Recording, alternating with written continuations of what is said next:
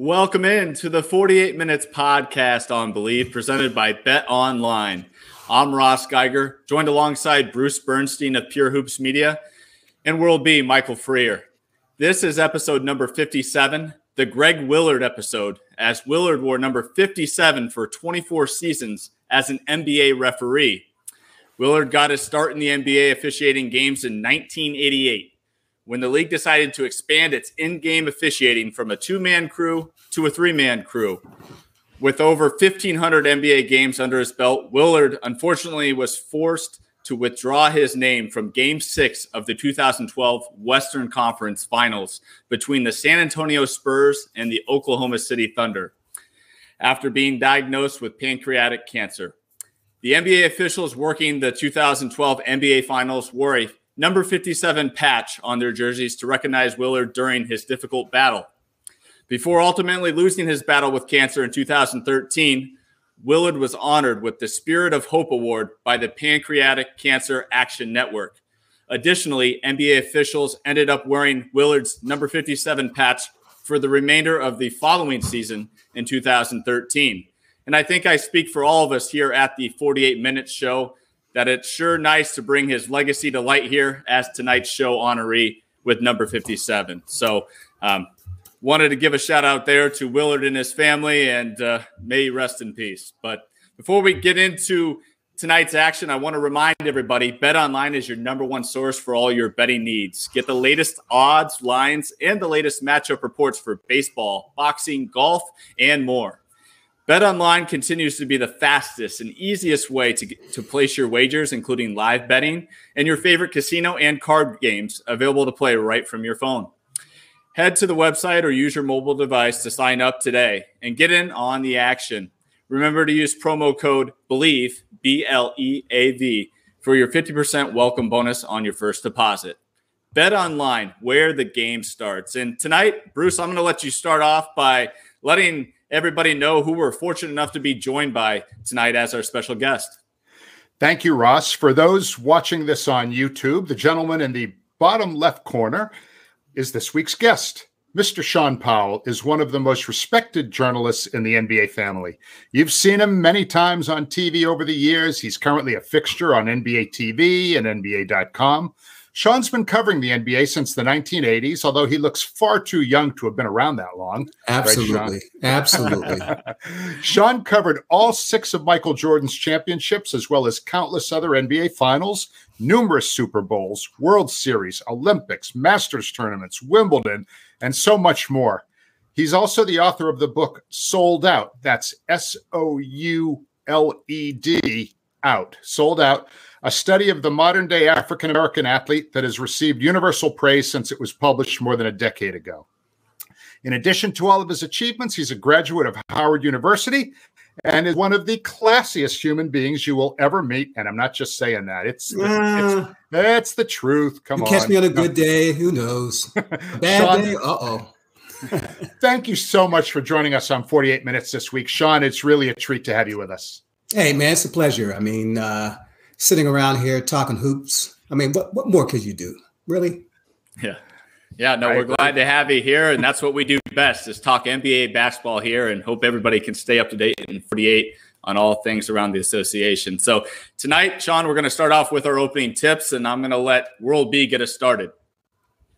Thank you, Ross. Through all the off-season moves and coaching turnover in the NBA, one thing appears to remain the same, and that is the situation with basketball in Los Angeles. But the question is, for how much longer?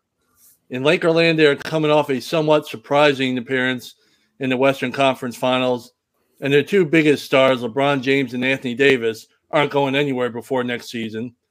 But neither is getting any younger, and neither has played even 70 games since they joined the Lakers.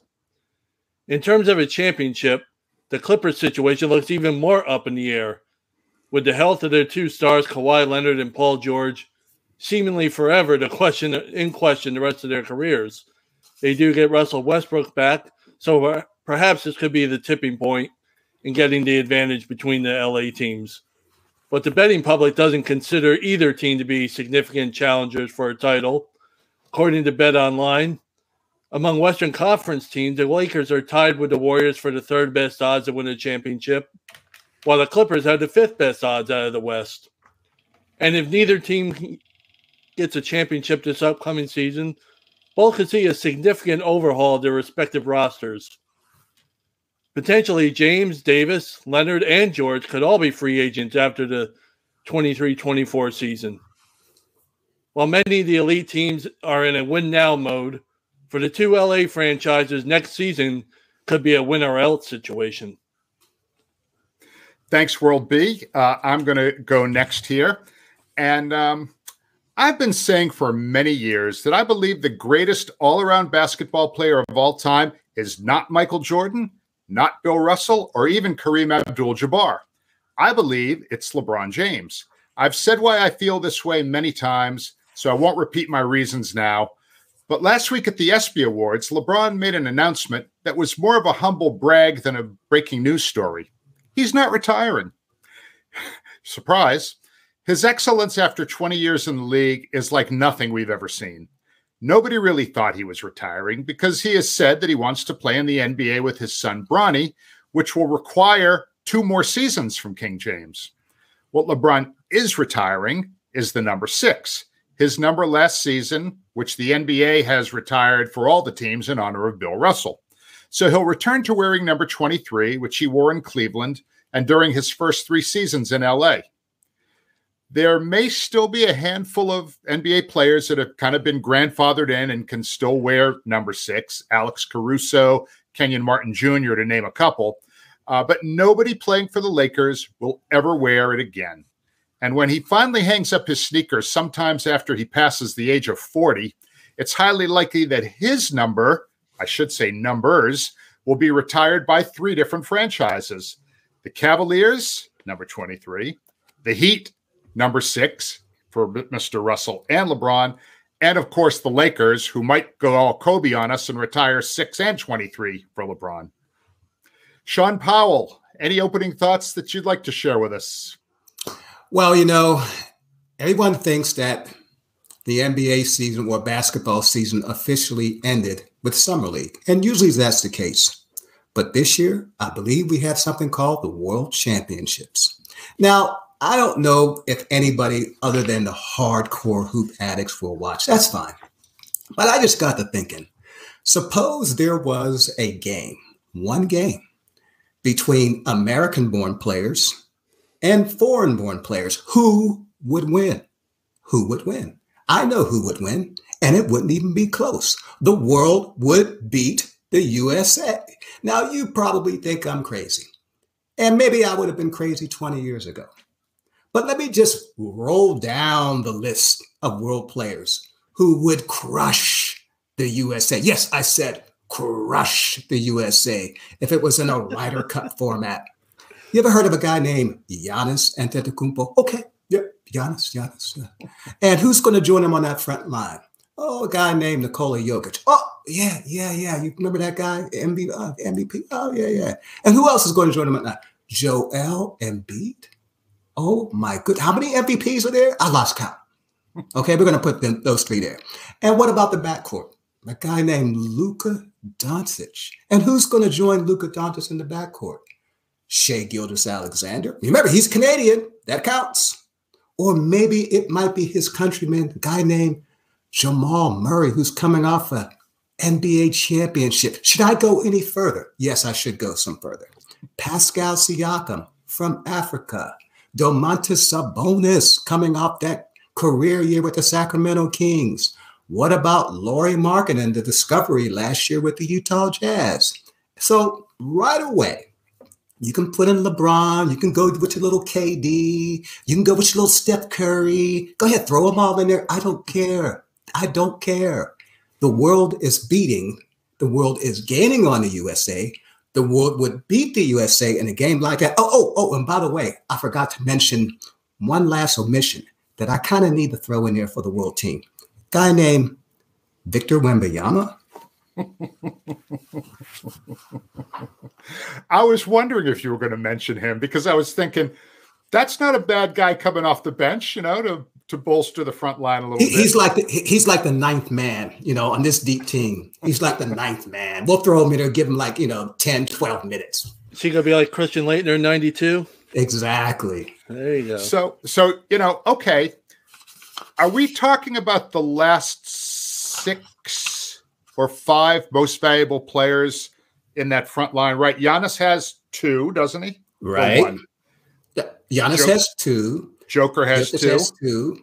And Joel has now 1. I can't even remember the last MVP before it was an international guy. Who was? I mean, I believe it was James Harden. Would it be Harden? Yeah, James Harden. Well, he's just from another planet. He's not really from another country, but right. Exactly. But you mean to tell me you don't like that team? Oh, and I do need to say, Joel Embiid does have dual residency. I mean, he has American citizenship, but he's not going to play for Team USA. No. Why would you play for those scrubs? You're going to play for the world team. He wants to win. He wants to win. Along with the talent there, Shaun, it's the youth of that group compared with who the USA would throw out there. You mentioned all those names. All those names have got a lot of wear and tear on their tires. A lot of wear and tear. So the name recognition, the USA could probably hold up, but that's we didn't even throw in Anthony Davis potentially there, who's got a lot of wear and tear on his own, and still a young guy in this league. So yeah, I would totally agree with you on this one. Yep. Just thought-provoking stuff as usual from you. Thanks for your opening comments.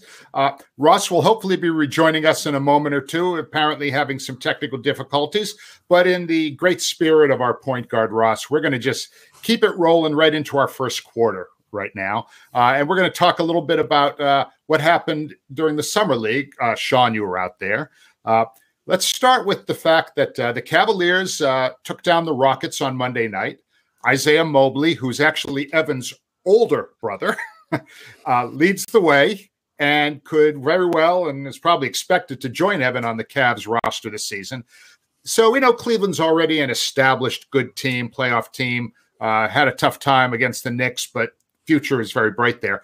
But the Rockets look to me like a story that is really going to be kind of a breakout team this year. They're young guys like Kevin Porter Jr., Jalen Green, Jabari Smith Jr., Alperen Şengün.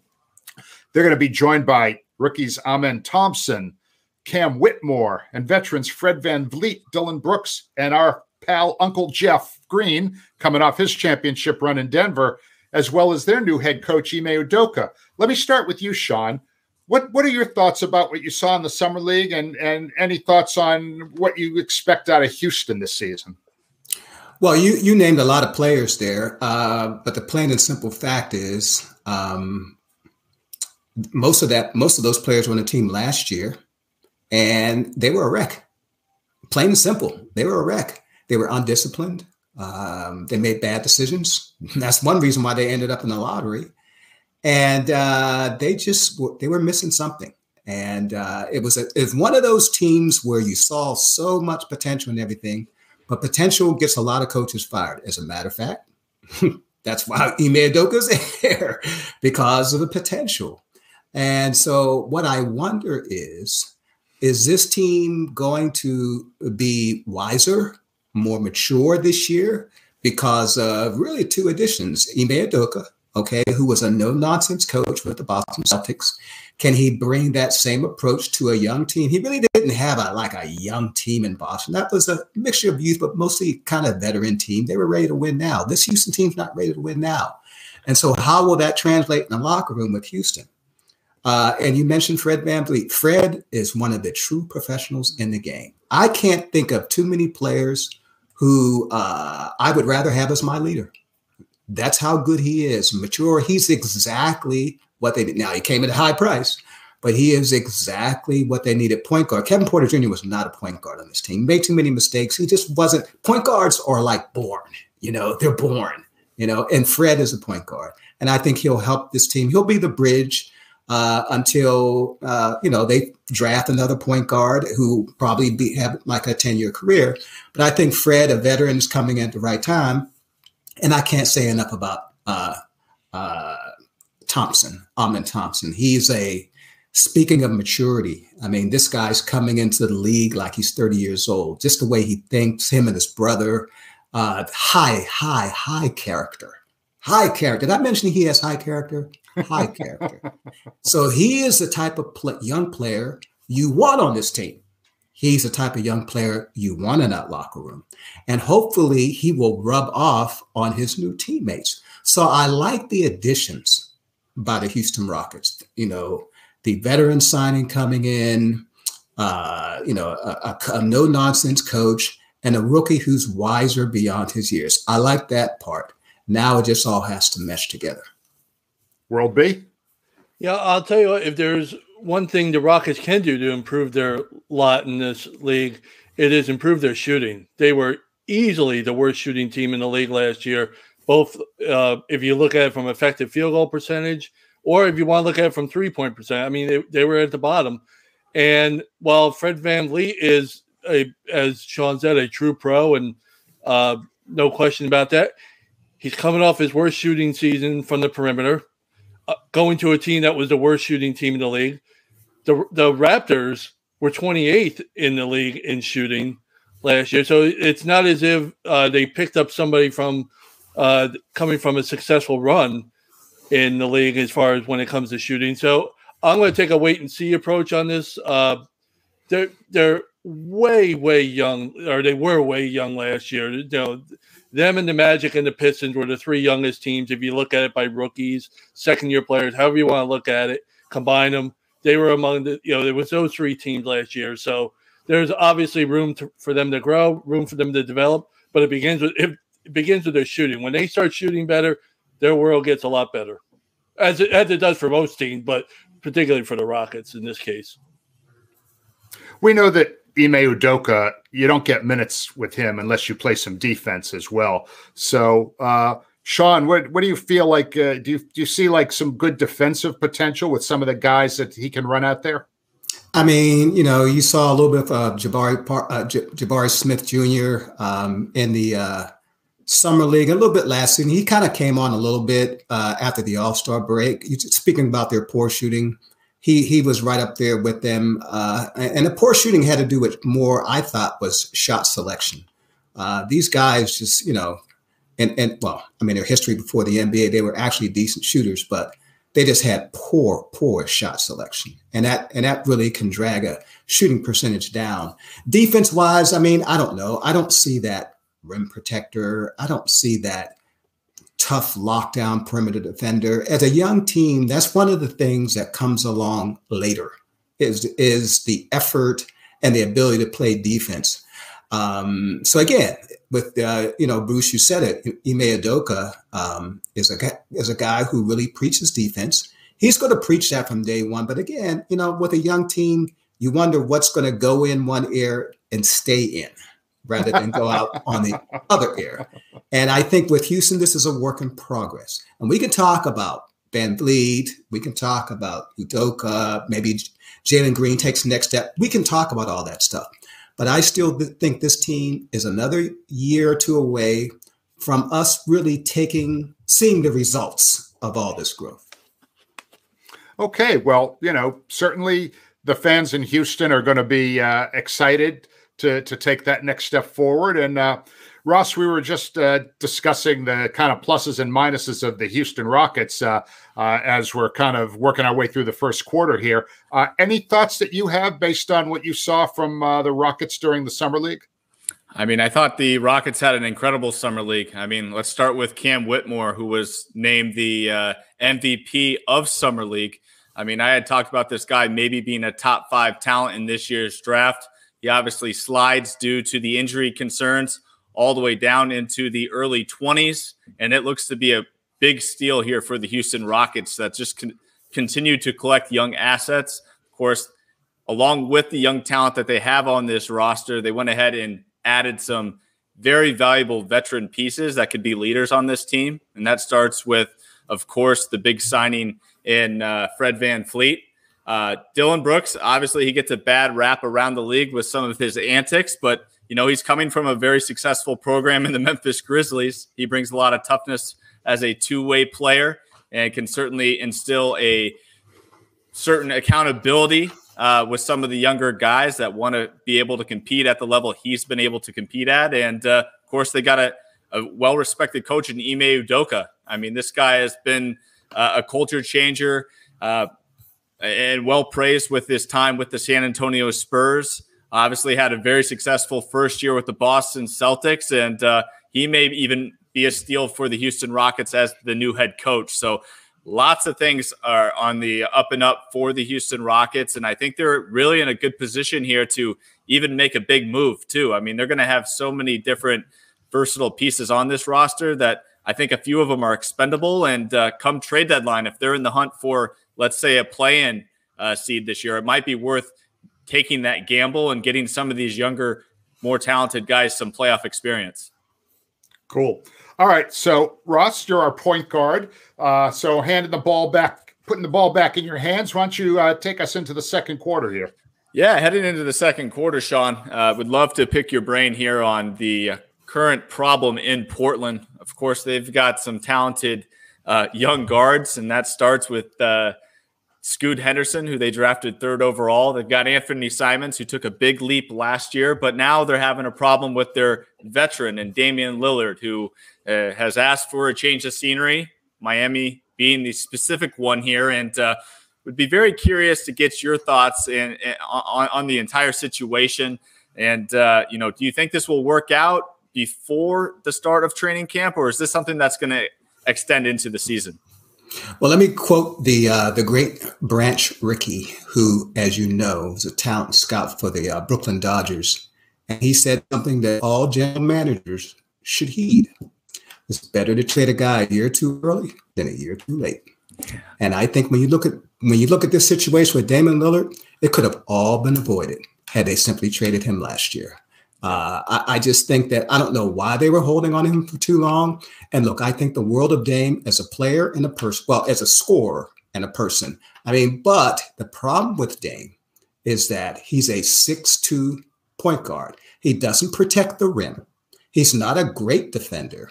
He's a good passer, but he's never leading the league in assists or anything like that. The one thing he does extremely well is he can score. Tell me how many teams have won an NBA championship with that guy being the best player. You want to say Isaiah Thomas? Fine, but Isaiah Thomas was a terrific defender, and Isaiah Thomas was among the assist leaders in the NBA. I mean, who else you want to think of? Chauncey Billups? I don't think he was the best player on that Detroit Pistons team.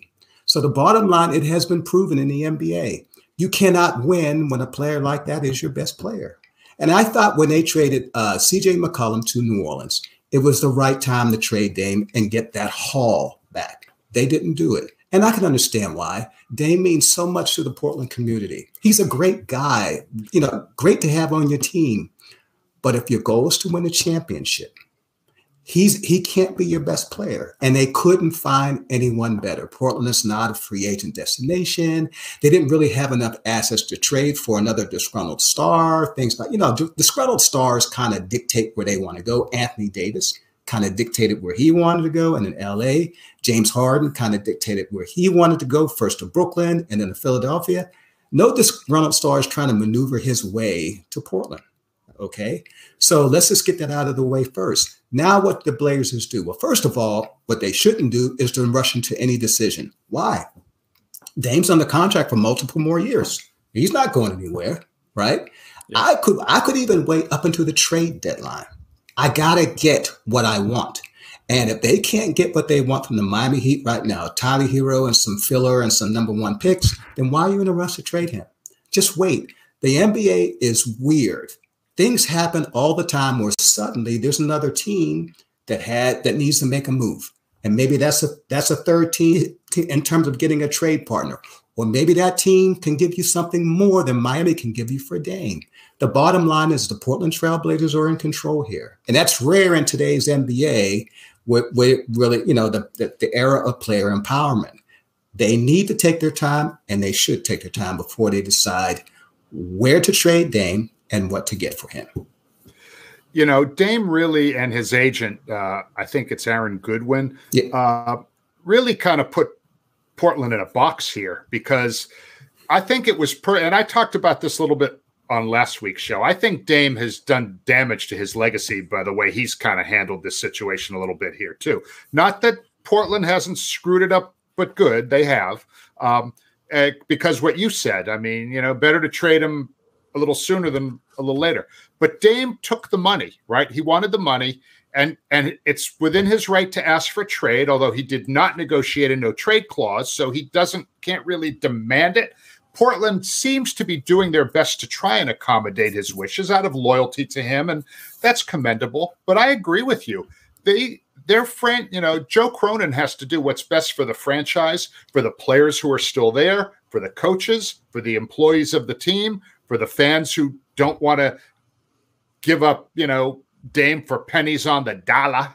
Okay. He has to do the right thing for the franchise. And I feel that, Aaron Goodwin and Dame, by demanding a trade to one team only, really, look, can't blame them. It's a business. You do what you got to do. But it seems that Portland is trying, but you're right. They don't have to accept like nickels and dimes for that guy. And Shaun, kind of just to get back to just like, if there's no rush in this and you're going to start the season and you've got this very young, talented 19-year-old Scoot Henderson just waiting in the loom to take over here. I mean, they got the perfect guy in the draft. Do you think this could really kind of hinder his development or just kind of the culture in Portland moving forward? Or do you not have concerns about that just because Chauncey is the one leading this group? And I think Chauncey is a tremendous coach for this current team. Yeah, I think Scoot Henderson is one of these kids who's going to come in and pretty much be a man right away. I mean, he's got the body, he's got the maturity. He didn't go to college, but he kind of lived in the professional culture, at least for a year, and did what. And I can tell you, he has a great family behind him. So he's got the structure. I wouldn't worry about that with this guy. The only thing I would worry about is whether or not whether his shot is going to translate on the NBA level.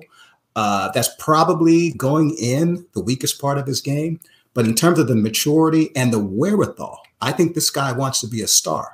And, you hear a lot of people in Charlotte, a lot of I told you so's waiting to pounce in Charlotte for the Charlotte Hornets passing him up. I think this guy's going to be pretty good. If Dame is still on the team, then, I mean, look, Dame is a high character guy, very professional. I don't think he's going to cause problems. I think he'll be patient and all the things will be that. He's not that type. It's not in his DNA to be a disruptive force. That's not going to happen. He just has to be patient. Portland has to be patient. The bottom line is this also. The Trailblazers aren't going anywhere, whether they have Dame at training camp or they don't. They're not going anywhere. This team is not ready to go anywhere. This team is in development. And that's why I was shocked when they gave Jeremy Grant that contract. Why? I mean, if you didn't sign him, how many wins is he going to mean for that team?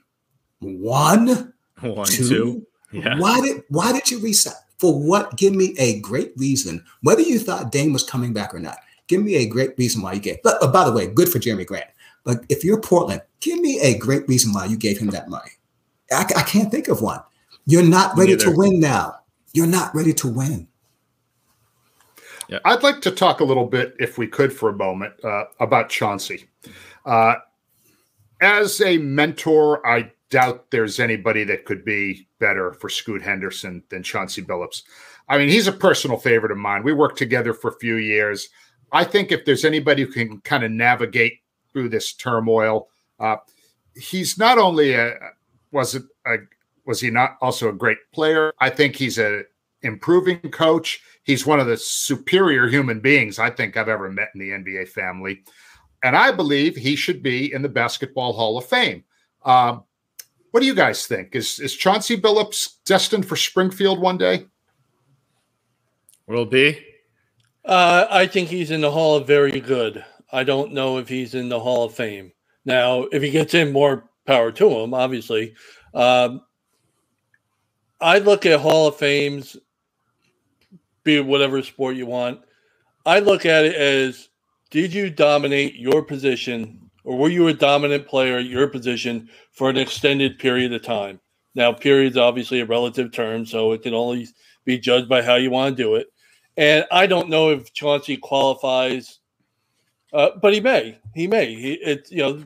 Bruce thinks he should be in. I'm on the fence. I would probably lean on the other side. Doesn't mean he didn't have a heck of a career. And, I'll always think of him as a great Knick. I would go ahead and say he's not. I mean, I love Mr. Big Shot. I was a huge fan of that Detroit Pistons team.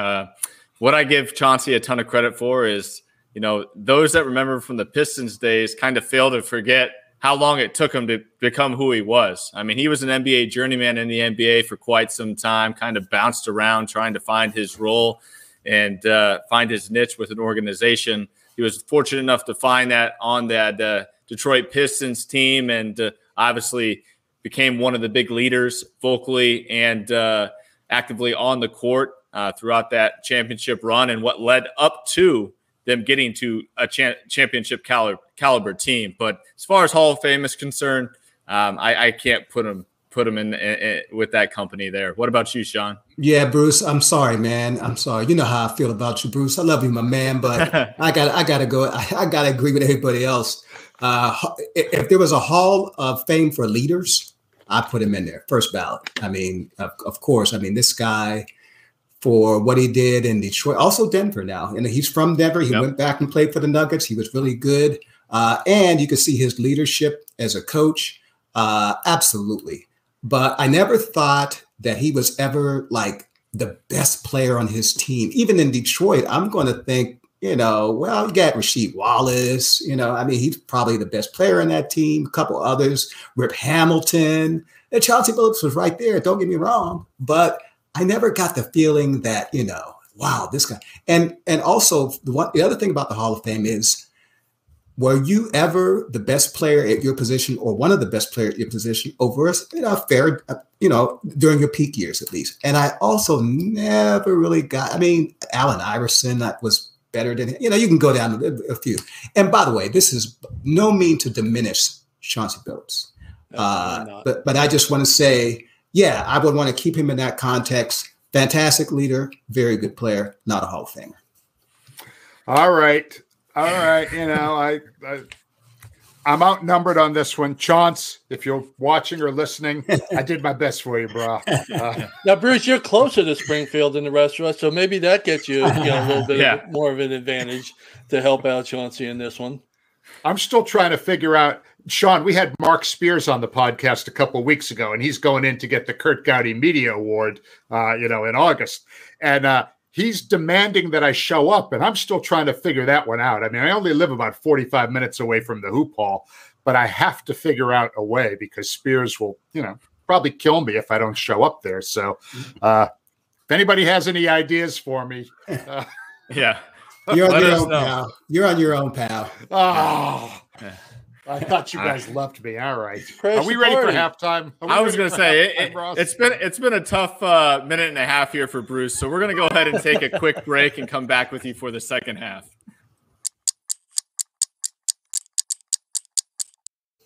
And we're back with the start of the third quarter. Bruce, you looked a little bit refreshed here. We're ready to go. And let's get to some quick hits around the association with Shaun here. Shaun, we're going to start off in Philadelphia with James Harden. And just curious to get your perspective if you think there's actually a realistic market for his services. Is this another, Clippers or bust situation, since it seems like he wants to go to the Clippers, but the Clippers don't want to trade any of those younger, valuable pieces like a Terrence Mann? What's your whole take on this trade demand? And do you think he'll end up staying with Philly, or will he find a place elsewhere? I'm just tired of – was it every year James Harden is demanding – I mean, come on now. I'm just kind of tired. And usually, to me, that's a sign of desperation from someone who just – there's a sense of basketball insecurity there where you're looking for the home, the right fit and everything, and you just can't find it. So you feel that, well, maybe I'll go to another team and then another team and another team. And the sad thing is, how many more teams is he going to play for? This is a guy who's going to the Hall of Fame, former MVP, one of the great playmakers that I've seen in the last 20 years. It's a shame now he's just going team hopping, and just looking for that happiness. But anyway, to answer your question, I would say a good fit for him would be the Clippers, but Philadelphia's just not giving away. Daryl Morey, he's the GM of the Sixers. He's not wired that way. I don't know what you can get for James Harden at this point in your career. I would imagine that some teams might be a little concerned with his physical condition. He's never been a guy who's in the greatest of shape, and now he's, in his mid-30s. And also, he's a weird player in that you have to structure your team around him a little bit because he dominates the ball. I mean, if you're the Clippers, you've got Paul George here, you've got Kawhi Leonard. I know those guys aren't always healthy, but is that going to be the right mix? I'm not so sure. Yeah. And real quickly here, just to kind of double down on what you said here about, James Harden, wanting out, and it's just being strange that it's a year-to-year thing with him. Is, how strange is it to you that the league MVP wants him back? He keeps saying, I want James to play with me. I mean, this has to be the first time in NBA history we have a league MVP begging a star to stay with him. I mean, that just doesn't even seem like it should be possible. Well, I just think you're talking Joel Embiid. I mean, what's his alternative? I think Joel Embiid might be a little bit nervous. If I lose James Harden, what next? Who's next? Embiid really wants to win a championship. He saw what Nikola Jokic just did. He wants that to happen in Philadelphia. I'm just not so sure right now. I actually thought the version, and I know World B, you want to check in on this too. I actually thought the version that we saw of James last year was sort of the best version of who he can be as a player right now. Yeah, his scoring numbers were down a little bit, but that was okay because he led the league in assists, or he was right near the top of the league lead in assists. And I believe World B, in one of our shows this season, pointed out that the screen and roll scoring efficiency between he and Embiid was pretty much number one in the NBA, was it not, World? Yeah, they were one of the best in the league. I mean, that's, I mentioned it last week or the week before. If James Harden has designs on wanting to win a title or have a shot at a title, why is he positioning himself to go out west or anything? He's got to, I think when when he plays with Embiid, when they were on the court together, their efficiency was offensively was about 120 points per 100 possessions. That's unbelievably efficient. And he was one of the reasons when he was on the court, the Sixer offense was gelling. They're just, all his antics, for lack of a better word, aside, he was a solid player on the court for the 76ers. I don't see why he wants to leave to go somewhere else. I don't think he'll have a better shot at winning a championship than he would be if he just stayed with the 76ers with, like you mentioned, the league MVP, by the way. Yeah, it's definitely a head scratcher for me as well, just kind of figuring out why he thinks he all of a sudden needs yet another change. But moving along here, we're going to get to where I am here locally here, Shaun, in Phoenix. Obviously, just last week, they traded away Cameron Payne, who was their last true point guard on their roster. They were able to collect 3 future second-round picks, which at least gives them some draft capital, as they did not have much of that left after all the big wheeling and dealing they've done to get Kevin Durant, Brad Beal, and kind of have this 3-star lineup of Devin Booker, KD, and Beal here. So my question to you is kind of just looking up and down this roster now. I mean, I think they've had an impressive offseason. They've added a ton of great role pieces to this team. Been quite impressed with what they've been able to do. But my question to you is, can they survive and thrive without a true point guard? Because it sounds like they're going to be starting Brad Beal as the 1 this year. Well, obviously, that's the big question. That might even be the championship question for this team. If I'm Phoenix, I'm not going to panic right now because a lot of things can happen between now and the trade deadline. A lot of things can actually happen between now and the buyout period. So, you just never know. They might be able to pick up somebody, before the playoffs start. But in the meantime, I mean, you talk about Brad Beal. I mean, he's a decent ball handler, but he's never played the position from a pure standpoint. Did he have the ball in his hand in Washington? Of course. Did he dribble it across midcourt? Of course. But you're asking him to do that for a fair, extended period of time. And then, you've got some quick defensive point guards. How many times is he going to get stripped? Having said all that, there's 2 things that's in his favor. Number one, you've got 2 other players in that team. That's Kevin Durant and Devin Booker. They can create their own shots. Usually you need a point guard on your team when you've got players in your team who, for whatever reason, can't create their own. So you've got to basically help them out. That's not the case in Phoenix. I mean, KD, once you cross midcourt, you throw it to KD. He's good. He doesn't need to be set up. And same thing with Devin Booker. And let me just say one other thing about Devin Booker. Devin Booker, for a long time, was his team's point guard, right? Before Chris Paul came. And he did a pretty decent job. So I think Phoenix is okay. I'm not going to worry about them. And they feel they need a point guard. They can wait. They can be patient. A lot of things can happen during the NBA season. You know, one of the guys that I'm always curious about there is DeAndre Ayton, number 1 overall pick in 2018. Had a rough relationship with Monty Williams when Monty was coaching there. Now you have Frank Vogel coming in there. I would think that it's too soon for Phoenix to give up on DeAndre Ayton. What do you think his future is as a member of the team, Shaun? I think he deserves a chance to see how it works out with Frank Vogel. I think you got to give him that chance. Monty Williams is a good coach, but Monty Williams could be a little headstrong. And he will even admit as much. Like when he was in New Orleans, he was headstrong. He had to learn some lessons. And maybe in this situation, they butted heads. So give him a shot. But Frank Vogel is a mild-mannered coach. He was when he won a championship in L.A. He had to deal with big egos there. Anthony Davis, LeBron James, Rajon Rondo. He had some egos in that locker room. But he found a way to make it work. And Ayton, yeah, you're right. I mean, who else are you going to play in a post if he leaves? You got to have someone there. Who's going to play Jokic? Because you're going to have to go through Denver. So, no, I wouldn't give up on him. I would give him the chance to mesh with the new coach, and let's see what he can do. World B, got anything for Phoenix, or you all good there? Well, a couple of things, just real quick. One, if DeAndre Ayton, I mentioned it before, if DeAndre Ayton didn't like the fact he wasn't getting touches beforehand, I don't know what his reaction is going to be once the season starts, now. And the other thing is, Frank Vogel is a noted defensive coach, and he's going to be put to the test with this group here because this is not exactly lockdown city when it comes to defense with this group. So he's going to be really earning his money to try and get these guys to play defense. And these guys, you would figure these guys can put the ball in the basket and outscore teams, but defensively they're going to put Frank to the test here, I think. Yeah, it's fun and interesting times here in Phoenix, and sure looking forward to the season to see how all this plays out.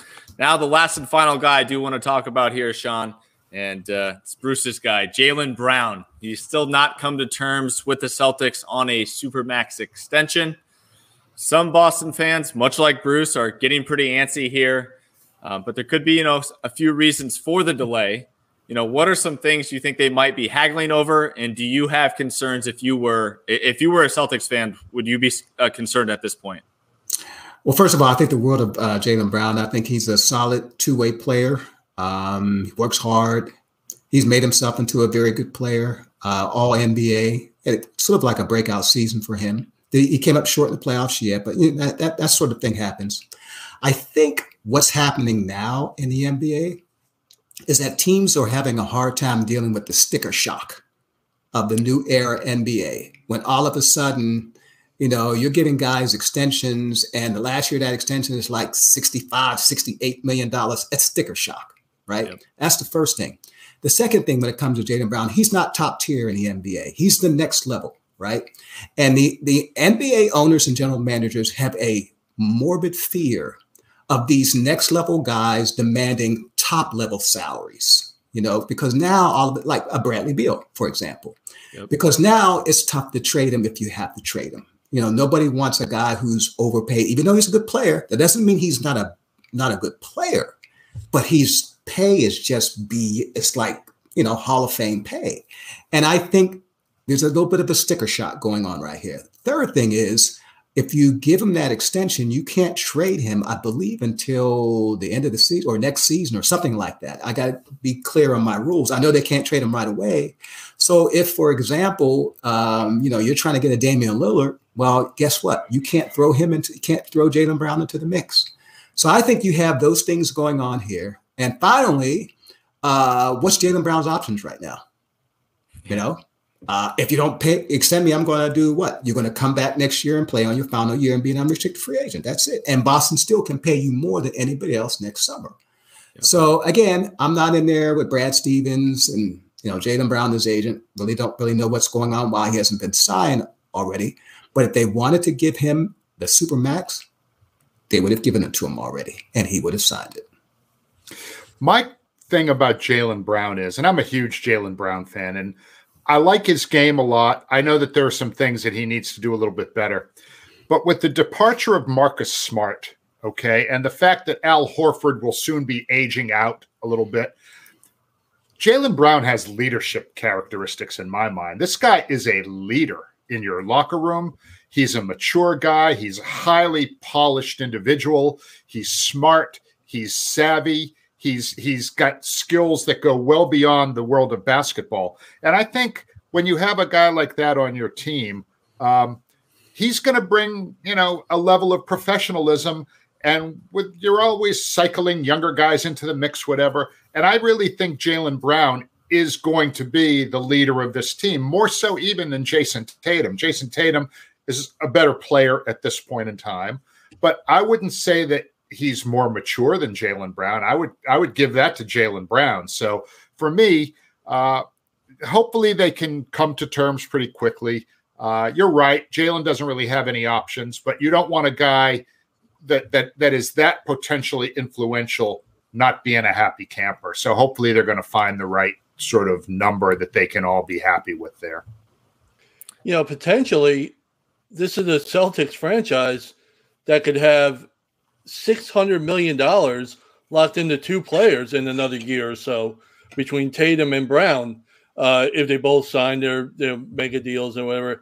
I'm just real curious, real quickly with Shaun, how much is, we haven't seen it yet because I don't think it's taken effect yet, but that second luxury tax thing with the new collective bargaining agreement, that problem, that apron or whatever, how much is that on the minds of franchises, do you think, when it comes to this stuff? Because that's a big deal. That is a huge deal. The Warriors don't even want to touch that. That's why they were happy trading Jordan Poole after giving him a contract extension just the previous summer. That way they're off the hook. They'll take Chris Paul for 1 year, even though Chris Paul is going to be 39 years old and Jordan Poole's only 25, big 14, 15-year difference. They didn't want to be on the hook for that contract, and teams are going to be mortified if they ever fall into that apron that puts them, they're writing a hefty check. For example, if you're in that little tax and you sign a guy who's making, say, $5 million, which is nothing, he's really costing you like $25 million, just to give you an example. You don't want to be in that situation. Owners, particularly before the next TV contract, you want to be writing those checks. Now, let's just see what the next TV contract is going to do, but that's not until 2025. And see how much, the owners are going to be able to stuff in their pocket. Then maybe you might have a team or two that's championship built. The owner might say, okay, I'll bite the bullet for a year or two. But they don't want any part of that, my man. Yeah, I'll tell you, a team that might be dealing with the second apron if they don't make some moves here soon is the Oklahoma City Thunder. Those guys have so much young talent. They only got a couple of years to figure out who they want to keep and who they probably can't keep. You have any thoughts on the Thunder real quick here before we get to our fourth quarter, Shaun? They just keep continuing to develop top-tier talent. Yeah, I love what they're doing. If I'm Oklahoma City, I'm not worried about all the talent I'm bringing in and, how it fits. And I got too many young players. Oh, no. You bring it all in and you figure it out later. The bottom line is don't look at it as you're adding young players, young talent. You got to look at it as you're adding assets, right? Assets for you to keep or assets for you to trade. If you're Oklahoma City, you have a war chest of future number one picks coming. I think the Clippers still owe them to New Orleans probably owes them. Everybody owes them. I think everybody in the NBA owes Oklahoma City a first round pick. So now you've got things you can maneuver. Now, because no free agents are coming to Oklahoma City, right?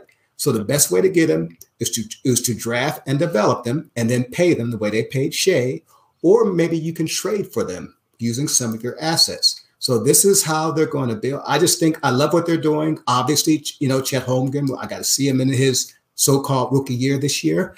And you just figure all that stuff out later. Absolutely. And as we get to our fourth quarter, Shaun, we want to play a quick game with you that we like to call word association. And of course, at the top of the segment, we discussed Isaiah Mobley leading the charge and getting the Cavaliers to the NBA Summer League Championship and winning it all there in Vegas. So the first guy we're going to give you is Evan Mobley. And how would you describe him? And if you could give us just a brief detail into him. I haven't seen much of him other than, look, he's a good player, obviously. Mm-hmm. I need to see him develop a little bit more off the dribble, maybe a mid-range shot, a little bit more offensive minded, but defense is there, hustle is there, work ethic is there. Yeah. But when I say I haven't seen that much from him, is that they have him kind of like in a slot. I mean, he's not getting the ball. You got Donovan Mitchell there. He's not creating or anything like that. I want to see a little bit more of a well-rounded game from him. All right. All right. Can I throw out the next one to Shaun here? All right. Yep. This is kind of like, this is it's a combination, a word association about a brothers tandem. So I'm going to throw out the holidays.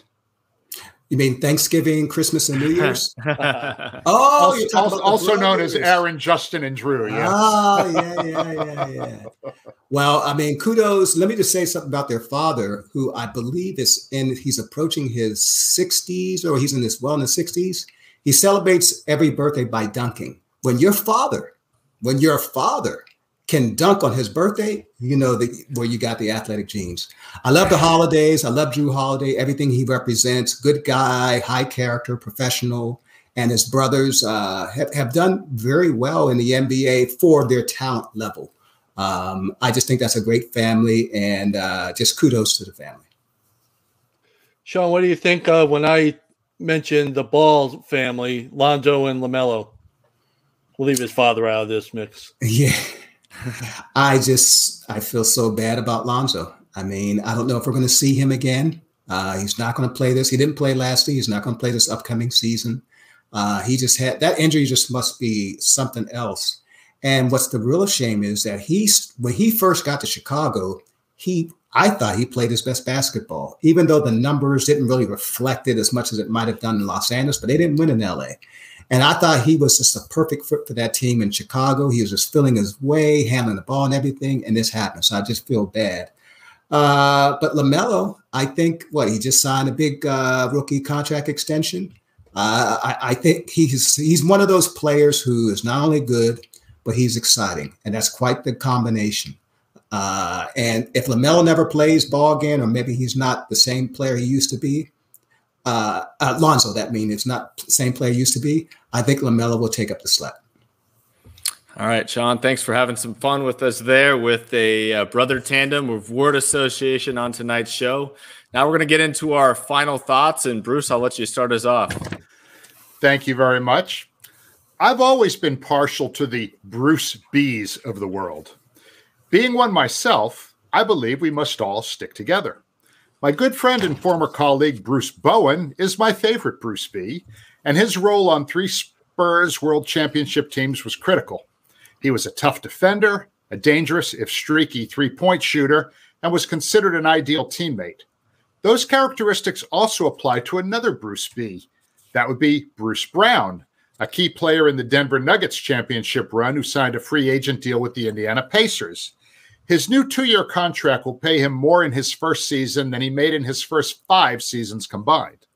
Nobody considers him a star in the traditional sense, but he is a star in his role. And his teammates and the fans in Indiana will embrace him because everything he does on the court is for the good of the team. And it's great to see him be rewarded for playing basketball the right way. Well said there, Bruce. And yeah, I think Indiana is in store for a lot of surprise from Bruce Brown and the energy that he brings not only to the fans, but also to his teammates. World B. Thank you, Ross. Shaun touched on this a little bit, but while championship aspirations may still be a season or two away, if you're an NBA fan, you cannot help but like what is happening in Oklahoma City.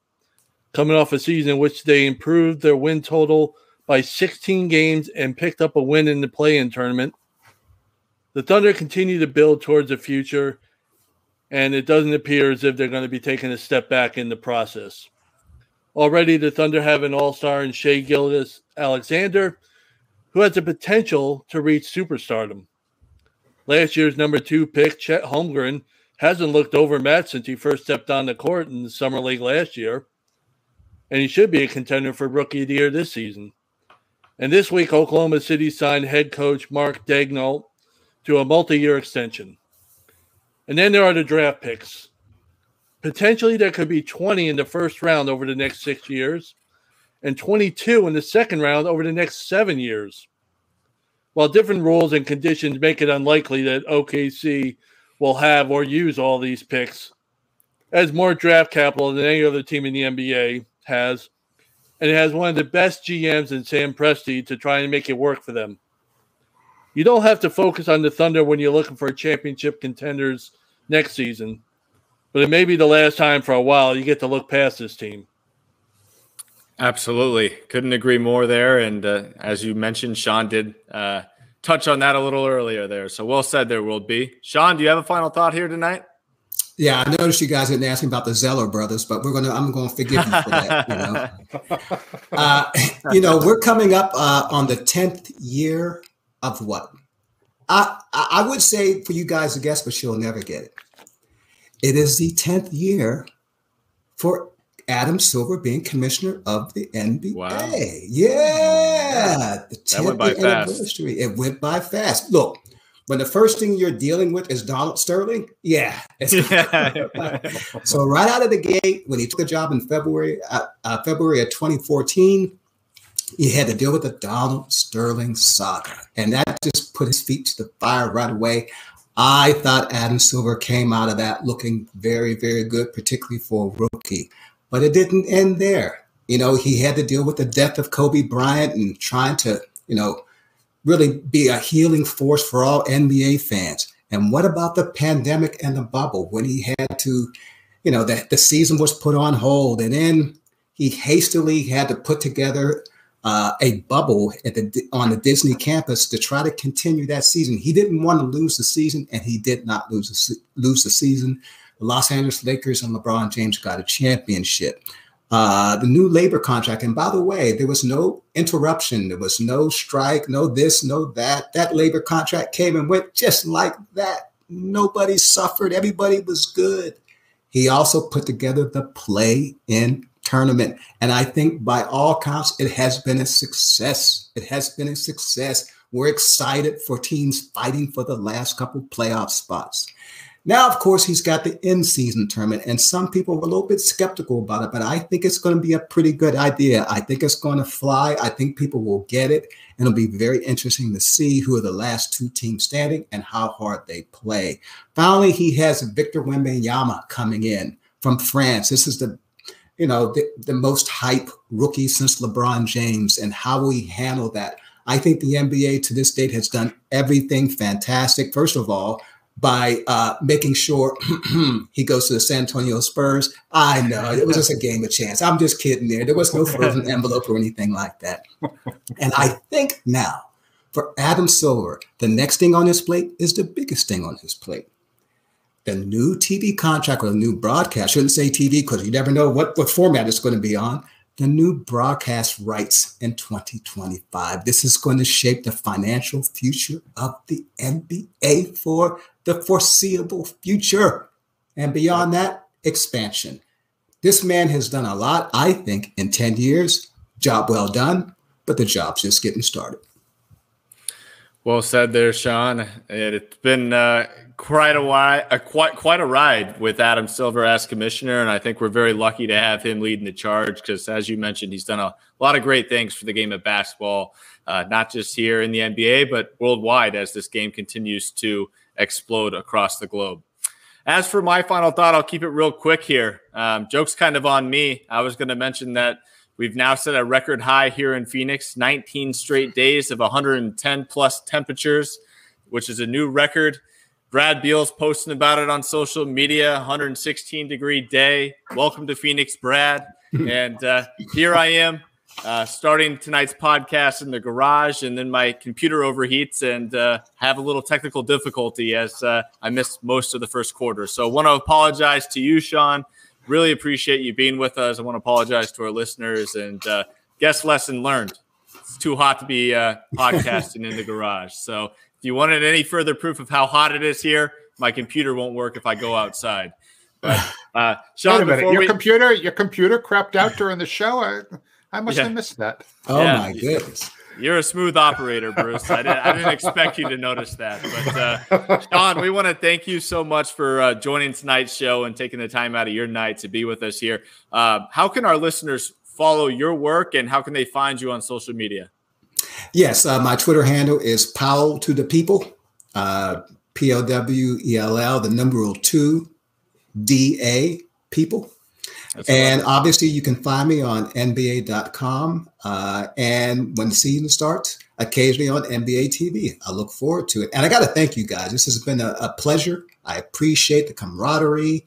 Sorry about that in Phoenix. I understand, hey, man, it's hot there. But Will B appreciates you, man. And, Bruce, you my man. Same here, bro. Well, that will do it for this edition of the 48 Minutes Podcast on Believe, presented by Bet Online. Thanks for tuning in, and we'll be back with you next week to be sure you're up to date in 48 on all things around the association. Take care, everybody.